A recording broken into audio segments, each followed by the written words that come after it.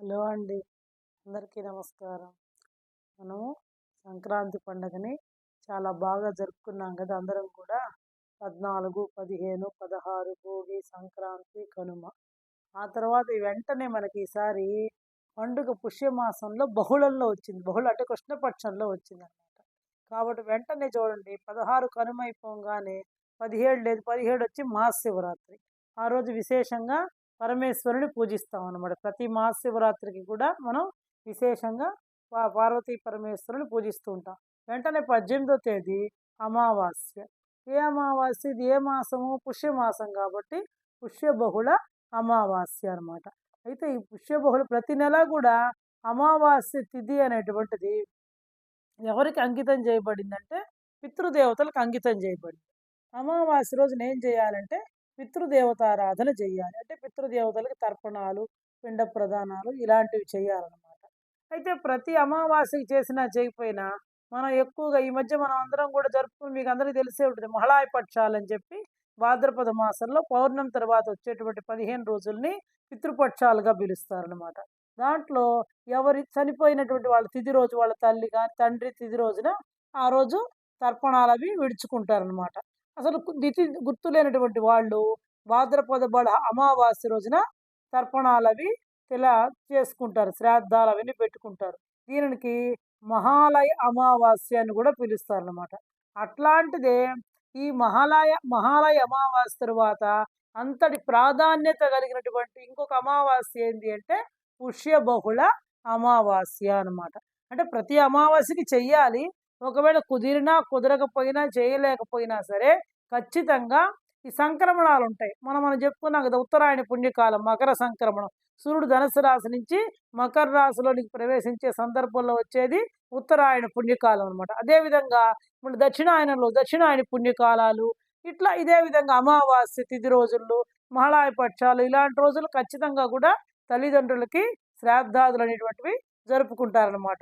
ఒకవేళ ప్రతి అమావాస్యకి కుదిరినా, కుదరకపోయినా ఇలాంటి ముఖ్యమైన రోజులు ఇప్పుడు నేను చెప్పాను మహాలయ అమావాస్య, అదేవిధంగా పుష్యబహుళ అమావాస్య నాడు ఖచ్చితంగా పితృదేవతలకి ఆరాధన చేయాలి. వాళ్ళని తలుచుకోవాలి. వాళ్ళకి తర్పణాలు, తిలోదకాలు, పిండ ప్రదానాలు ఇలాంటివి చేయాలన్నమాట.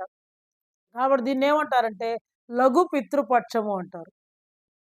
లఘు పితృపక్షం అంటారు. ఇంకా ఈ పుష్యబహుళ అమావాస్యని ఏమని పిలుస్తారంటే మౌని అమావాస్య అని కూడా పిలుస్తారన్నమాట.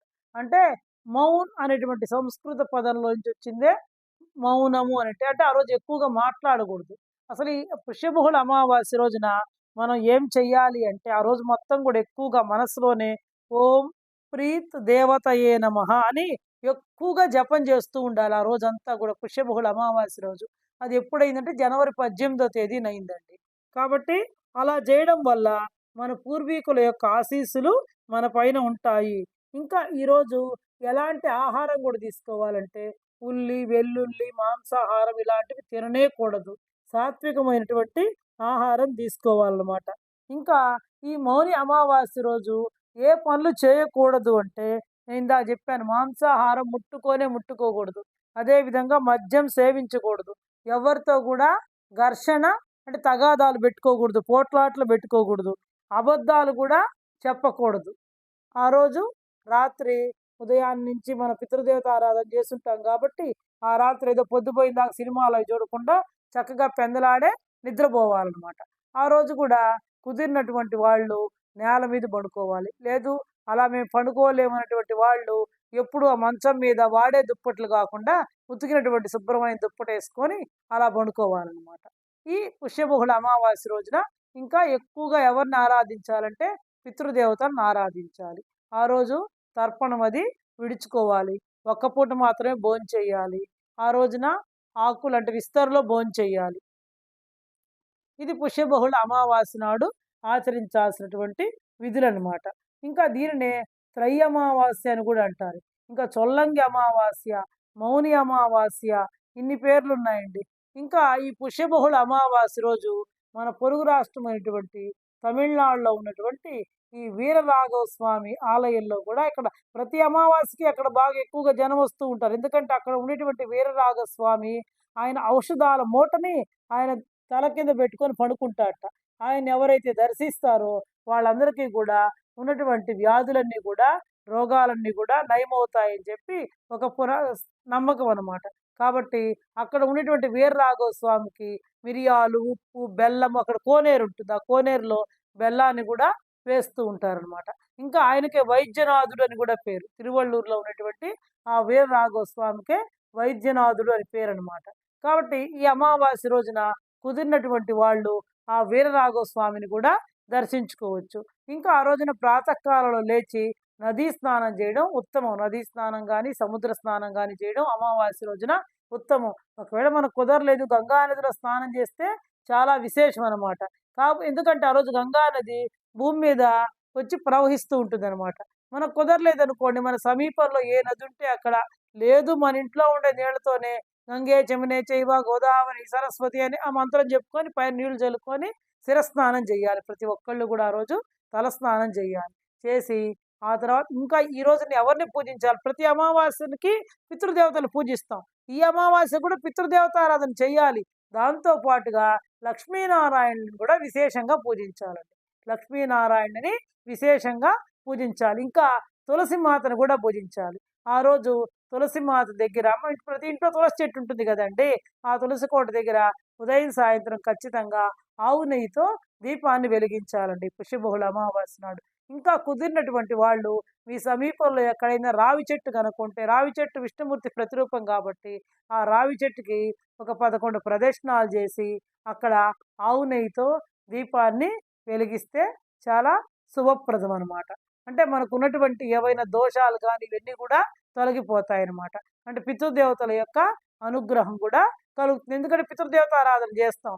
ఆ రోజు ఇంకా కుదిరితే వీలైనటువంటి వాళ్ళు ఎవరైనా సరే ఒక బ్రాహ్మణ్ణి పిలిచి, చెప్పాను కదా ఇందాక ఎలా ఆచరించాలి, ఒక్క పూటనే భోజనం చేయాలి అని చెప్పి, ఆయనకు వీలైతే మీరు తర్పణ వదులుకొని భోజనం పెట్టడం మంచిది. అదే వేరే అట్లా తర్పణం చేసుకోకుండా ఉండేటువంటి వాళ్ళు పటం పెట్టుకొని కొందరు పూజ చేసుకుంటారు కదా. అందరికీ ఒకే రకమైన ఆచారం ఉండదు కదండి.